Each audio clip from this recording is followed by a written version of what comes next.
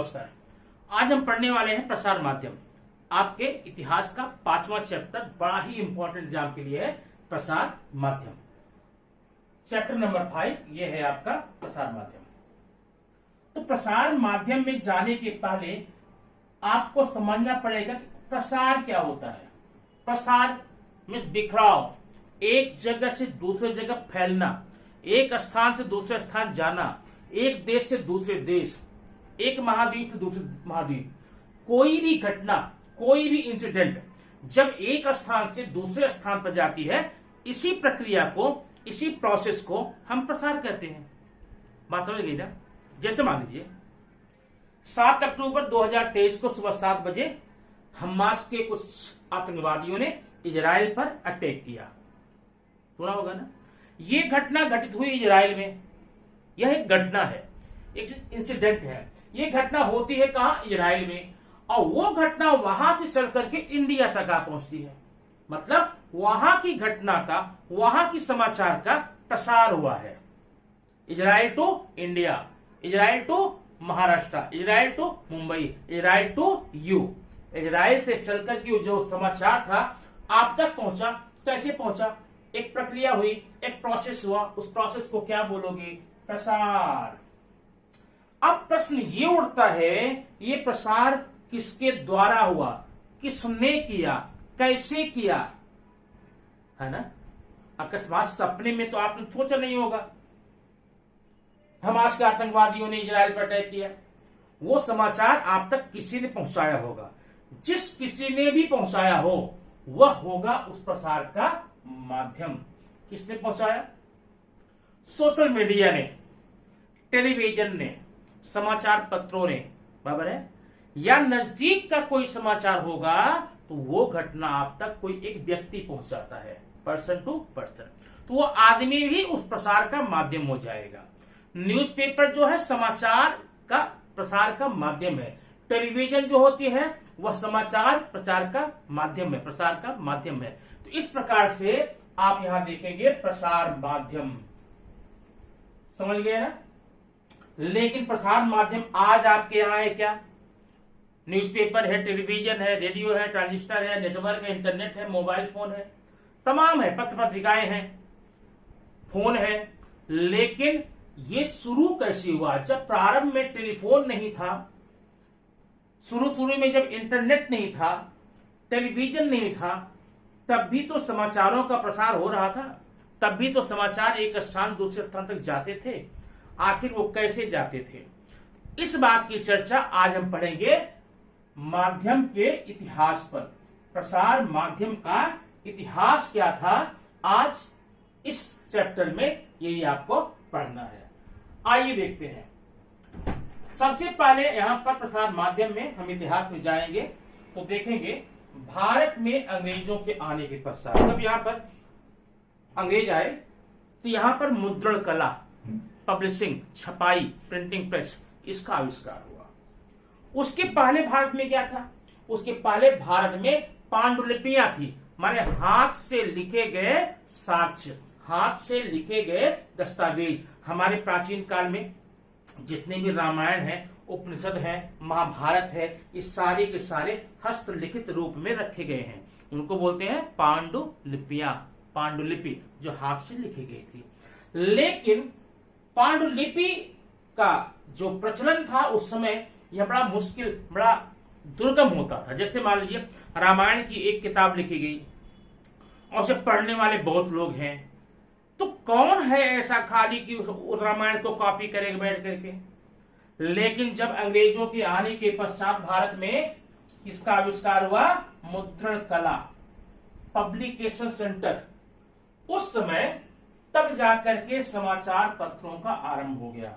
समाचार पत्र प्रिंट होने लगे। कहा? मशीनों के द्वारा। ये काम आसान और बड़ा तेज होता था।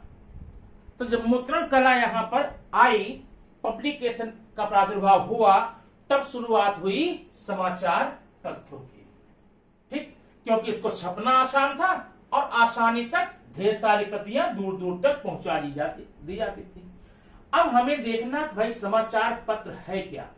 What is the newspaper? ध्यान देखना।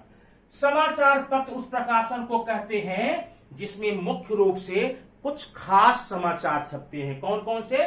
संपादकीय होता है, लेख होते हैं, लोगों के विचार होते हैं, मनोरंजन होते हैं, राजनीतिक, सामाजिक, सांस्कृतिक जानकारियां होती हैं।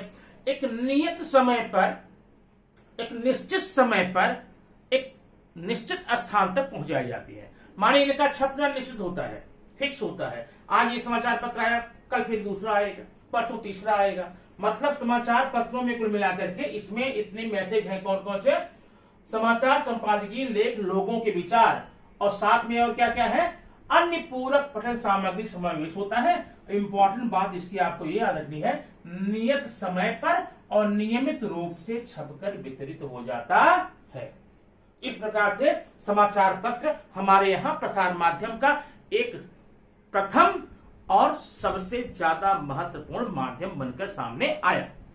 ठीक, और ये जो समाचार पत्र है एक प्रकार का ऐतिहासिक दस्तावेज भी माना गया, माने ऐतिहासिक साक्ष्य भी माना गया।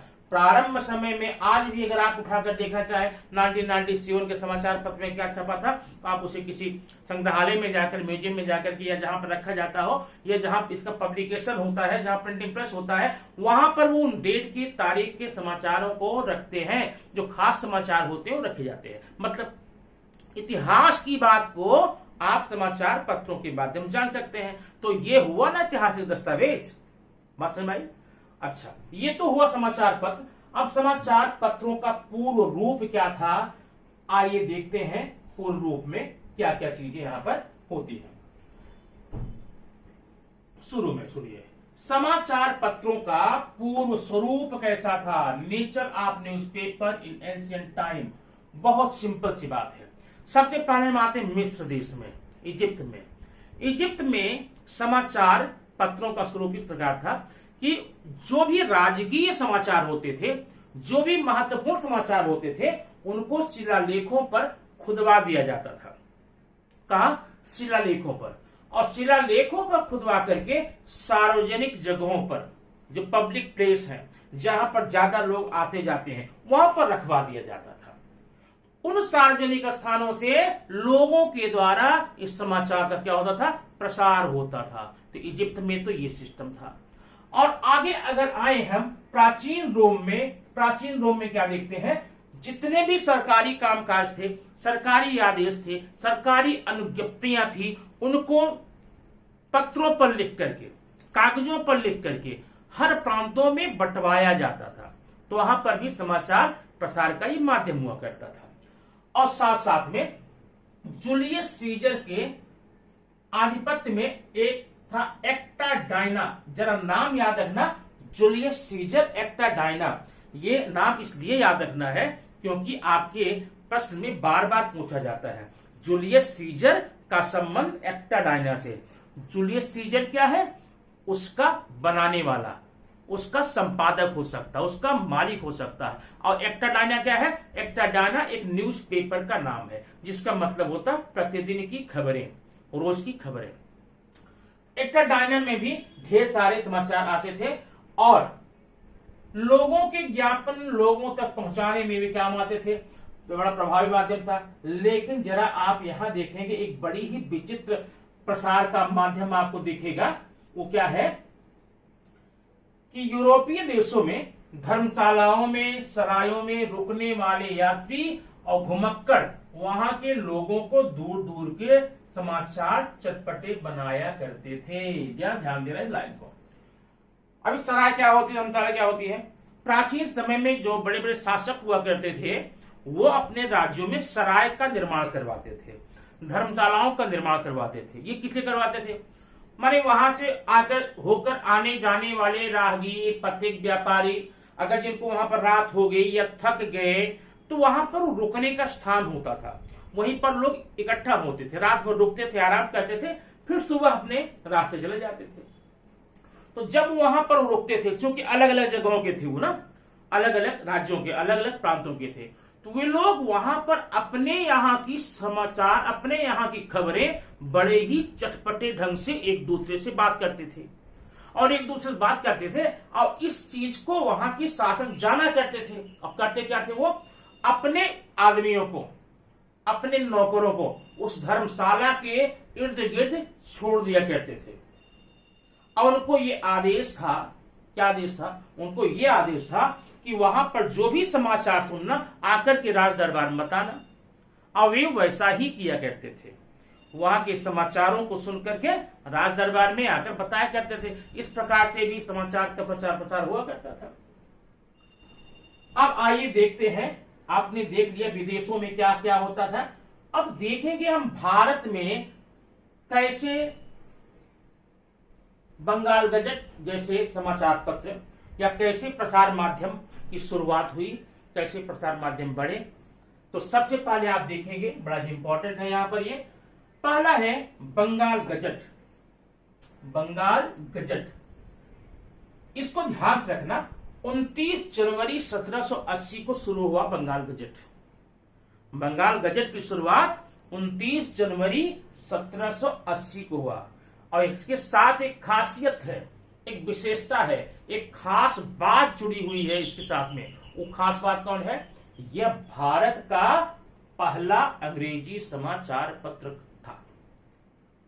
बंगाल गजट भारत का पहला अंग्रेजी समाचार पत्र की संज्ञा मिली थी। इसका नाम कोलकाता जनरल एडवर्टाइजर अथवा बंगाल गजट, बंगाल गजट का ये नाम ये है। और खास बात इसकी, इसको शुरू कौन किया था? एक आयरलैंड का पर्सन था, आयरिश व्यक्ति था। नाम था उसका James August Hicky. James August Hicky, मतलब बंगाल गजट की शुरुआत, बंगाल गजट का संपादक, एडिटर, मालिक कह सकते हैं, कौन था? James August Hicky. ओके, अब आइए देखते हैं इसके बाद हमारे, अब ये ध्यान देना, बंगाल गजट भारत का पहला अंग्रेजी समाचार पत्र था। इसकी शुरुआत कब हुई थी? 29 जनवरी 1780 को। इसका संपादक कौन था? James August Hicky. James August Hicky. खास बात आपको यहां पर याद क्या करनी है? दो चीजें, भारत का पहला अंग्रेजी समाचार पत्र बंगाल गजट, इसका संपादक James August Hicky. James August Hicky इसका संपादक था। अब इस समाचार पत्र के पश्चात हमारे देश में और कौन सा समाचार पत्र है, आइए देखते हैं। यह है दर्पण। दर्पण नामक समाचार पत्र। दर्पण समाचार पत्र 1832 ईस्वी में मुंबई में आरंभ हुआ। कब? मुंबई में। और इसके संपादक कौन थे? बाल शास्त्री जाम्बेकर। दर्पण समाचार पत्र पब्लिश कहां हुआ? मुंबई में। और इसके संपादक कौन थे? बाल शास्त्री जाम्बेकर। बाल शास्त्री जाम्बेकर समाचार पत्र की दुनिया में, देश के उत्थान में, सामाजिक उत्थान में, समाज के उद्धार में बहुत ही बढ़ चढ़ के भूमिका निभाई है। अभी आगे हम और देखेंगे, बाल शास्त्री जाम्बेकर ने पत्रिकाओं का भी संपादन किया है, मैगजीन्स का भी संपादन किया है। ऐसी पत्रिकाएं जो हमारे समाज के लिए बहुत ही महत्वपूर्ण दिशा निर्देशक का काम कर चुकी थी। आइए देखते समाचार पत्र में। तो ये क्या है? दर्पण समाचार पत्र, संपादक कौन? बाल शास्त्री जाम्बेकर। दर्पण समाचार पत्र मुंबई में बना, संपादक कौन? बाल शास्त्री जाम्बेकर। बाल शास्त्री जाम्बेकर। अब इस दर्पण में, समाचार पत्र में कौन कौन सी चीजों का समावेश था, कौन कौन समाचार हमको मिलते थे, बहुत इंपॉर्टेंट, इसको आप देखेंगे और याद हो जाएगा भी। नंबर 1, दर्पण नामक समाचार पत्र में ऐसी कोई खबर, ऐसा कोई क्षेत्र, ऐसा कोई बिंदु था ही नहीं जिसके समाचार यहां पर न हो। दर्पण समाचार पत्र में राजनीतिक, सामाजिक, धार्मिक, आर्थिक और सांस्कृतिक, राजनीतिक, सामाजिक, सांस्कृतिक और क्या था? आर्थिक। ये सारे समाचार यहां मिले थे। देखिए, राजनीतिक, आर्थिक, सामाजिक, सांस्कृतिक, चारों बिंदु इसमें समाविष्ट थे। किसमें? दर्पण में। मतलब अब एक पॉइंट देखिए, कंपनी सरकार के तीनों इलाकों के आय व्यय का लेखा जोखा इसी में रहता था। कंपनी सरकार का जितनी आय होती थी, जो व्यय होता था, उसका जो लेखा जोखा आंकड़ा, उसके अकाउंट कहां होते थे? दर्पण में। दूसरा, इस देश पर रूसियों का आक्रमण होने की आशंका की भी बात दर्पण में थी। तीसरा, शहर को स्वच्छ बनाने के लिए कौन सी समिति की स्थापना की गई, समिति काम कैसे करेगी, उसके काम के प्रकार कैसे होंगे, प्रकृति कैसी होगी, स्वरूप कैसा होगा, ये भी समाचार दर्पण में। हिंदू विधवाओं का पुनर्विवाह की चर्चा भी दर्पण में। हिंदू विधवा क्या होती है? पहले के समय में जब किसी महिला का पति मर जाता, स्त्री का पति मर जाता, अब पहले जमाने में थोड़ा बाल विवाह हुआ करते थे, तो समाज में हमारे बड़ी कुरीतियां व्याप्त थी, बहुत ही अंधविश्वास व्याप्त थे। उस स्थिति में उस महिला का जीवन बहुत ही दूभर हो जाता, बड़ा ही मुश्किल हो जाता था। उनकी इस दीनहीन अवस्था को देख करके हमारे समाज के कुछ उद्धारकों ने इनकी इस दशा से निजात दिलाने के लिए पुरजोर प्रयास किया। उसमें थे राजा राम मोहन राय थी, उस समय की सरकार भी थी, और ईश्वर चंद्र विद्यासागर जी थे। तो ये सारे समाचार भी आपको कहां मिलते थे? हिंदू दर्पण में। और कोलकाता में थिएटर की स्थापना हुई, ये भी समाचार आपको कहां मिलेगा? दर्पण में। राजा राम मोहन राय जो एक समाज उद्धारक थे, समाज सुधारक थे, उन्होंने इंग्लैंड में जाकर के क्या किया? उनके सारे कार्यों का विवरण, रूपरेखा, लेखा जोखा दर्पण में मिलता था। इसके आधार पर तत्कालीन परिस्थितियों पर प्रकाश पड़ता है। मतलब दर्पण समाचार उस समय के, उस जमाने में सामाजिक, आर्थिक, राजनीतिक और सांस्कृतिक इन सारे विषयों को समेट करके अपने में रखता था। आर्थिक में क्या एग्जाम्पल देंगे? आर्थिक में देंगे एग्जाम्पल ये कि कंपनी के आय व्यय का लेखा जोखा दर्पण में। राजनीतिक में रूस के आक्रमण करने की आशंका। सामाजिक में सामाजिक स्वच्छता के लिए समितियां कौन कौन सी बन गई है, और राजा राम मोहन ने इंग्लैंड में जाकर कौन सा काम किया है, ये सारी बातें आपको दर्पण में कायदे से, बहुत ही विस्तार रूप से सारी जानकारियां मिल जाती थी। इस प्रकार दर्पण नामक समाचार उस समय में हमारे देश में एक जागरूकता पैदा कर रहा था, समाज को जगा रहा था, सामाजिक बंधनों को, सामाजिक रूढ़ियों को, जात व्यवस्था में, माने लिंग में जो भेदभाव था, जाति में जो भेदभाव था, उसके बारे में जन जन तक जानकारी पहुंचाने का काम कौन कर रहा था? दर्पण नामक समाचार। फिर याद करना, दर्पण समाचार पत्र के संपादक कौन है? विष्णु शास्त्री, बाल शास्त्री जाम्बेकर, बाल शास्त्री जाम्बेकर है। इसमें इतनी जानकारियां आपको मिलती हैं। अब आइए देखते हैं दर्पण के बाद हमें और कौन समाचार मिलते हैं। दर्पण के बाद में अगला समाचार है आपका प्रभाकर। प्रभाकर को संपादन करने वाले महान व्यक्तित्व, समाज सुधारक का व्यक्ति का नाम है भाऊ महाजन। भाऊ महाजन। और ये सामाजिक मुद्दों को उठाने के साथ साथ कुछ खास बात थी, विशेष बात थी, जिसके लिए ज्यादा ये प्रचलित हुआ, माना जाने लगा, वो है लोक हितवादी के द्वारा लिखे गए 100 पत्र। लोक हितवादी अर्थात गोपाल हरि देशमुख ने 100 पत्र लिखे थे, 100 लेटर्स। और वो सारे के सारे 100 पत्र आपके प्रभाकर में प्रिंट होकर के आते थे। रेगुलरली, नियमित रूप से उनके द्वारा, लोक हितवादी द्वारा लिखे गए 100 पत्र इसमें छप करके आया करते थे। तो दोस्तों, ये तो रहा प्रभाकर की बात। अब आइए देखते हैं हमारे लिए और कौन कौन से समाचार पत्र आते हैं। अब आप ज्ञानोदय को देखेंगे। ज्ञानोदय समाचार पत्र खासियत क्या है वो देखेंगे। ज्ञानोदय समाचार पत्र अपने आप में एक अनोखा समाचार पत्र साबित हुआ, सबसे अलग, सबसे हटकर। ज्ञानोदय समाचार पत्र में ढेर सारी ऐसी खबरें थी, ढेर सारे समाचार थे जिसने पहली बार किया। ढेर सारे काम ऐसे थे जो ज्ञानोदय में पहली बार लाया गया। पहली बार क्या किया था? नंबर देखिए। पहला 1842 और 1851, 1842 1851 में इसने मानचित्र छापने का काम किया। क्या? मानचित्र छापने का काम किया समाचार पत्र ने, और यह अब तक का अपने आप में पहला और अनोखा काम था। अब तक किसी भी समाचार पत्र ने किसी भी महाद्वीप का मानचित्र को अपने समाचार पत्र में स्थान नहीं दिया था, जगह नहीं दी थी। पहला समाचार पत्र है ज्ञानोदय, जिसने अपने समाचार पत्र में 1842 में एशिया महाद्वीप और 1851 में यूरोप का मानचित्र छापा। नंबर 1। दूसरा क्या इंपॉर्टेंट काम है? अगला, टेलीग्राफी। टेलीग्राफी का प्रारंभ 1852 में हुआ। ये समाचार सबसे पहले छापने वाला समाचार पत्र कौन है? ज्ञानोदय। ज्ञानोदय ने ही दुनिया को ये जानकारी दी कि एक टेलीग्राफी मशीन है, इलेक्ट्रॉनिक मशीन है, जिसके द्वारा समाचारों को एक जगह से दूसरी जगह पहुंचाया जाता है। अगला काम क्या किया?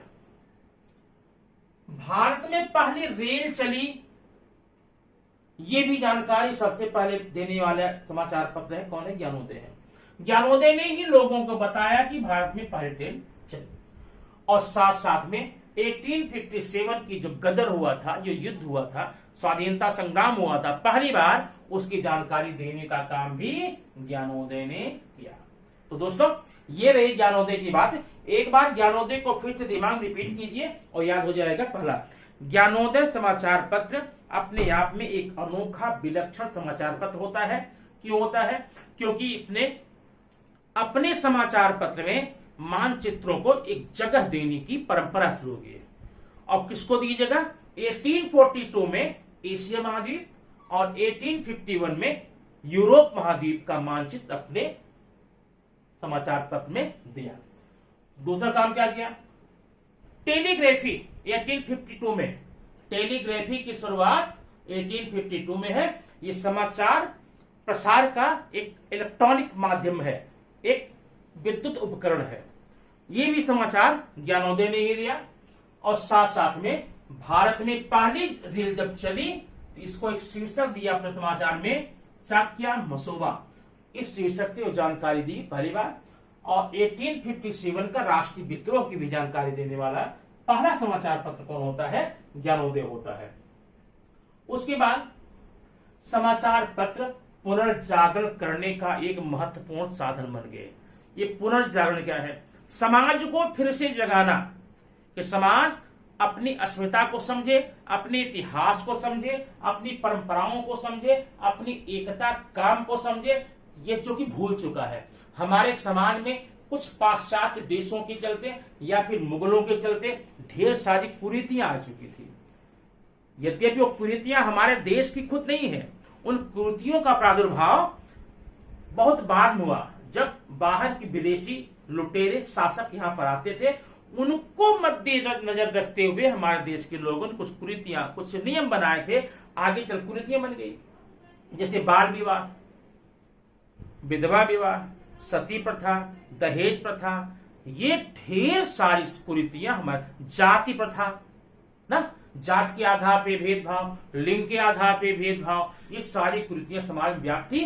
तो ये जो समाचार पत्र थे, ये पुनर्जागरण का काम भी कर रहे थे। इसमें कुछ खास समाचार पत्र हैं पुनर्जागरण में। पहला है इंदु प्रकाश। इंदु प्रकाश जो समाचार है वो विधवा विवाह का जोरदार समर्थन करता है। विधवा विवाह का इसने समर्थन किया। अब ध्यान देना, दर्पण में ही बात आई थी। दर्पण में विधवा विवाह की चर्चा की गई थी। विधवा विवाह का समाचार दिया जाता था। विधवा विवाह के न्यूज लोगों तक पहुंचाए जाते थे। लेकिन ज्ञानोदय में क्या होता था? विधवा विवाह का समर्थन किया। और दीनबंधु कृष्णराव भालेकर, इनके द्वारा निकाला गया समाचार पत्र किस पर था? बहुजन समाज की समकालीन परिस्थितियों का बोध होता है। तो इस प्रकार से ये समाचार आपके समाचार पत्रों की जानकारी है। अब इन्हीं समाचार पत्रों में आगे जैसे जैसे समय बीतता जाता है वैसे वैसे कुछ परिवर्तन आते हैं। अब परिवर्तनों में कौन है? केसरी और मराठा। केसरी और मराठा का नाम बहुत प्रचलित है, खास करके भारतीय स्वाधीनता संग्राम में क्रांतिकारियों के लिए, संग्राम भाग लेने वालों के लिए, उनको एकजुट करने के लिए, उनको प्रेरणा देने के लिए, स्वाधीनता संग्राम की जानकारी जन जन तक पहुंचाने का काम इन दो समाचार पत्रों ने किया है। नाम है केसरी और मराठा। केसरी के संपादक आपके कौन होते हैं जानते हैं? आगरकर बाल गंगाधर, गोपाल कृष्ण आगरकर केसरी के थे, मराठा के बाल गंगाधर तिलक। इन समाचार पत्रों द्वारा भारतीय स्वाधीनता संग्राम को एक नया रंग मिला, एक नया मोड़ मिला, क्रांतिकारियों को नई दिशा मिली, उनके काम को करने की क्षमता बदली, काम करने का तरीका बदला। अब आइए देखते हैं। और ये जो आपके समाचार पत्र है 21वीं शताब्दी में लोकतंत्र के चौथे स्तंभ की भूमिका निभा रहे हैं। लोकतंत्र के 4 स्तंभ है, न्यायपालिका, विधायिका, कार्यपालिका और चौथा आपका है प्रसार माध्यम, प्रसार के माध्यम। समाचार पत्र है, इलेक्ट्रॉनिक मीडिया है, प्रिंट मीडिया है, मैगजीन है, जितने भी हैं वो सब आपके क्या है? चौथे स्तंभ। अब आइए देखते हैं पत्र पत्रिकाएं, मैगजीन्स, ये क्या है? मैगजीन भी समाचार पत्रों की तरह निकली, लेकिन अंतर क्या था? मैगजीन के कुछ निश्चित समय होते थे, निश्चित मतलब कुछ मैगजीन्स हफ्ते में एक बार आती थी, उन्हें बोला गया साप्ताहिक मैगजीन। कुछ 2 हफ्ते में आती थी, उन्हें बोला गया पाक्षिक मैगजीन। कुछ 1 महीने में आती थी, मंथली, मासिक, द्विमासिक, त्रैमासिक, खटमासिक, वार्षिक। साप्ताहिक, द्विसाप्ताहिक बोलो या पाक्षिक बोलो, मासिक, द्विमासिक, त्रैमासिक, षटमासिक और वार्षिक, इनके प्रकार था। लेकिन कुछ मैगजीन्स ऐसे भी थे वो मनमानी करती थी, इनका कोई समय नहीं था। इन्हें बोलते अनियतकालिक पत्रिकाएं, अनियतकालिक पत्रिकाएं, ठीक, क्योंकि इसमें प्रकाशन का कोई भी समय फिक्स नहीं होता था। तो दोस्तों ये रहे आपके मैगजीन और समाचार। उसके बाद में इसी वीडियो के आगे में हम पढ़ते हैं वेब, जो आज की दुनिया का अत्याधुनिक प्रसार माध्यम है, वेब पत्रकारिता, ठीक। तो ये वेब पत्रकारिता के बारे में जानकारी लेने के लिए, पढ़ने के लिए वीडियो को आप कंटिन्यू देखते रहिए।